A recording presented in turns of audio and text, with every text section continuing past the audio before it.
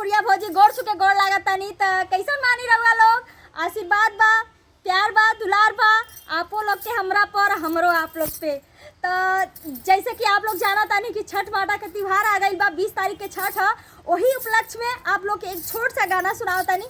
तो सुनी गाना कि का चाहे बस के बहंगिया अब बहंगी लचकत जाए, अब रही तो होखी ना कवन राम तो भार घाटे पहुँचाए।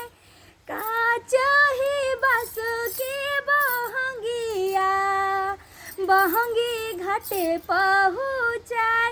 उम्मीद बा आप लोग के गाना जरूर अच्छा लागल होई। तो चैनल के लाइक सब्सक्राइब कर ना भूलब और राहुल भौजी के प्यार और दुलार ऐसे ही मिलत रही, ऐसे ही बनत रही। तब तक के लिए जय छठ माता, जय श्री राम।